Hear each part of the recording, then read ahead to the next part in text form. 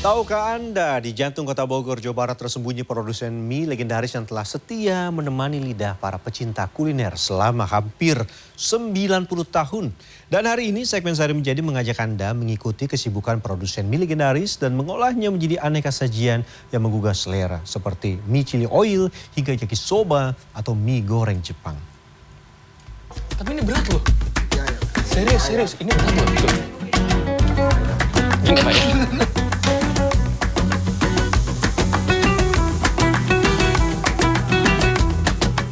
Bagi pecinta kuliner, mie adalah hidangan yang tak lekang oleh waktu. Hadir sebagai menu sarapan, santap siang, makan malam, atau bahkan camilan. Dan di era modern ini, mie hadir dalam berbagai inovasi. Dari topping kekinian hingga kemasan yang menarik. Namun di balik gemerlapnya tren kuliner mie, ada satu pabrik mie tradisional yang kukuh mempertahankan resep dan cara produksi secara turun-temurun. Untuk sebagian orang, termasuk saya, proses pembuatan makanan seringkali sama menariknya dengan hasil akhirnya. Salah satunya adalah proses menguleni dengan bambu yang juga dikenal dengan sebutan bambu pole kneading. Ada yang pernah melihatnya? Sebelum menikmati semangkuk mie yang lezat, yuk kita coba membuat mie secara tradisional. Bahan-bahannya sederhana, hanya tepung terigu, garam, telur, dan air. Langkah pertama, larutkan garam dan telur ke dalam air yang sudah ditakar sesuai kebutuhan. Gini, harus begini ya? Ya. Kenapa kenapa nggak langsung diguyur air? Buat air aja, kalau nggak bisa harus rata itu ya. Hatu-hatunya. Dikedukinnya. Ya. Membuat cekungan di tengah adonan tepung saat membuat mie adalah trik sederhana namun efektif. Dengan cara ini, adonan yang terbentuk akan bebas dari gumpalan-gumpalan besar yang mempengaruhi tekstur mie. Selain itu, cekungan ini juga memungkinkan kita mengontrol jumlah air yang ditambahkan sehingga kita bisa mendapatkan tekstur adonan yang pas. Tangan, putih tangannya nih. Ngaduknya gimana? Ini jangan sekaligus, sedikit-sedikit. Nah gitu. Kalau sekaligus itu airnya nanti tumpah. Ya betul. Ini lagi. Untuk membuat adonan mie yang kenyal dan elastis, umumnya dibutuhkan sekitar 5 kg tepung terigu tinggi protein dan 1 liter air. Gimana Bu tadi Bu? Maksudnya tangannya gimana? Ditekan pakai Nah, pakai ini. Kayak ini. supaya? Kalau ini memang ada tenaga kan. Kalau nggak ada tenaganya nanti adonannya jelek. Nah, Kalau nggak ada tenaga, mie-nya jelek. Oke. nggak nyatu ini adonannya. Setelah itu, proses selanjutnya adalah menguleni adonan dengan bambu. Proses produksi mie secara tradisional yang menggunakan bambu untuk menekan adonan dikenal dengan istilah penggilingan bambu atau bamboo pole kneading. Dalam proses ini, adonan mie yang telah dibentuk bulat panjang diletakkan di atas batang bambu yang panjang. Kemudian adonan akan ditekan dan digilas berulang kali. Ini. Tapi ini berat loh. Ya. Serius. Ini berat loh. Tuh. Lumayan. Enteng gak dimasukin. Saya ngerasa berat itu. Tekanan dan gesekan yang dihasilkan dari gerakan ini membuat adonan menjadi pipih, tipis, dan memiliki tekstur yang kenyal serta elastis khas mie buatan tangan. Ada beberapa alasan mengapa tempat ini masih menggunakan cara tradisional. Kenapa sih Bu harus pakai cara manual begini? Lebih enak ya. Heeh. Lebih enak hasilnya. Maksudnya gimana tuh? Maksudnya gimana tuh? Lebih ya, enak memang ya? ini zaman dulu ya begini kan bikin di Cina juga. Nggak berubah resepnya? Saya mengikuti papa saya aja. Meskipun adonan mie sudah diuleni dengan menggunakan bambu secara tradisional, penggunaan mesin press tetap diperlukan untuk mencapai ketebalan mie yang lebih konsisten. Terakhir, permukaan adonan mie dilapisi dengan tepung sagu. Ini untuk mencegah mie menempel satu sama lain. Proses pembuatan mie diakhiri dengan tahap pemotongan. Mie dapat dipotong dengan berbagai ukuran sesuai preferensi pelanggan. Mau mie yang sangat tipis untuk mie kuah bisa, atau yang lebih tebal untuk mie goreng, semua bisa. Bu, kalau nggak pakai pengawet gini di suhu ruang itu awetnya berapa lama? Suhu ruang besok udah kurang bagus ya. Bau asam. Bau asem. Kurang nggak ini deh gitu. Kelihatan nggak oke gitu. Oh, makanya sengaja bikinnya nggak banyak-banyak tiap hari. Nah, aku sesuai order. Setiap kilogram mie tradisional dipatok harga mulai dari Rp25.000. Selain mie, tempat ini juga memproduksi aneka kulit pangsit dan dimsum. Proses pembuatannya sama, dimulai dari menguleni adonan hingga dipres.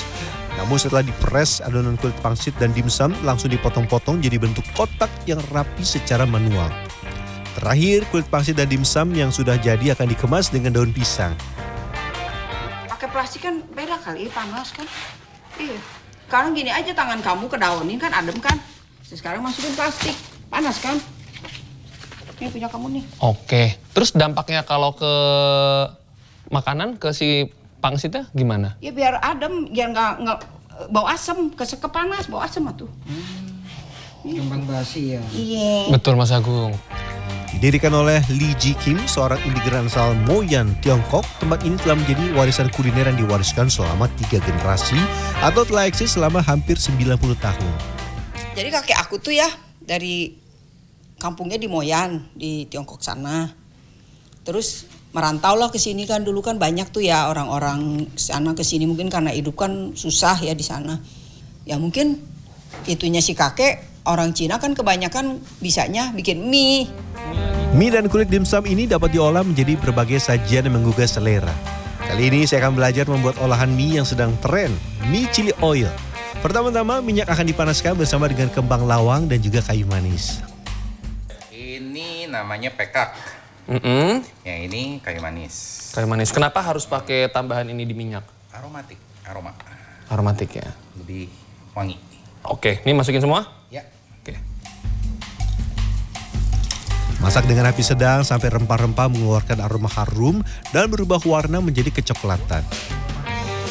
Kalau ketinggian jadinya akan gosong. Jadinya gosong ya?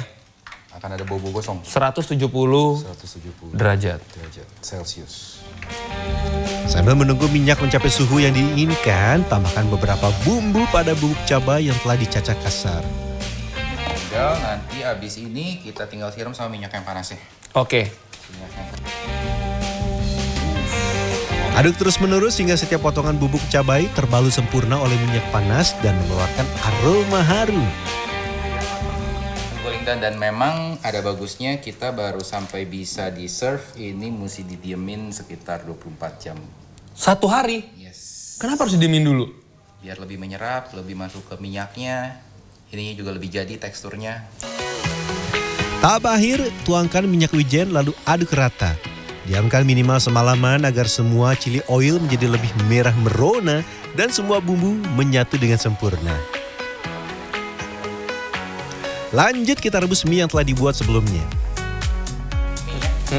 Untuk mie yang buat chili oil kita cuma rebus kurang lebih 55 menit.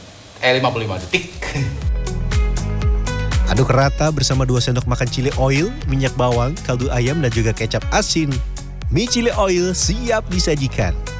Nah, untuk melengkapi hidangan, yuk kita buat siomay dan wonton. Untuk siomay bahan utamanya adalah tepung terigu, daun bawang, telur, ayam dan udang. Uniknya ayam paha dan udang kita potong dadu kecil, tapi dada ayamnya kita haluskan. Campur semua bahan isian lalu bungkus dengan kulit siomay yang juga telah dibuat sebelumnya dengan cara tradisional. Terakhir, kukus kurang lebih selama 5 menit. Sambil menunggu siomay matang, kita buat wonton. Bahan dasar wonton sebenarnya tidak jauh berbeda dengan siomay, namun ada satu bahan khusus yang akan memberikan cita rasa unik. Kenapa harus pakai daun ketumbar, Chef? Wanginya yang berbeda. Wanginya yang khas, itu yang dicari buat di wonton kita. Setelah itu bungkus isi wonton dengan kulit pangsit dan rebus hingga matang. Oke, kedua sajian sudah siap. Untuk siomay, semprot dengan minyak wijen sebelum disajikan.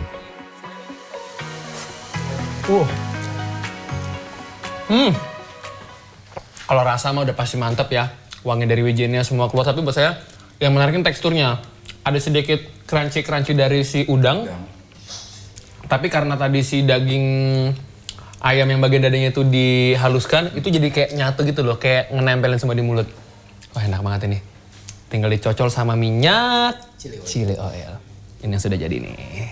Udah panas. Mau masak mie dengan cara yang lebih mudah? Salah satu pilihannya adalah ditumis. Untuk mie goreng ala Jepang atau yakisoba, rebus mie hingga matang lalu rendam dengan air es untuk menghentikan proses pemasakan sehingga teksturnya tetap kenyal saat ditumis. Ini Chef, es batunya yang tadi diminta. Tapi kenapa harus pakai es batu Chef yang ini? Karena kalau yang ini mie-nya kita akan proses lagi setelah ini kan kita mau tumis, jadi supaya dia nggak terlalu lengket dan nempel-nempel, kita taruh di air es dulu. Biar nggak overcook lah ya. Betul. Biar nggak kematangan, biar nggak benyi. Lanjut, tumis minyak bawang dan bawang putih cincang hingga harum. Kemudian tambahkan kecap asin. Lalu tambahkan bahan-bahan lain sesuai selera. Bisa daging ayam, udang, maupun sayur-sayuran.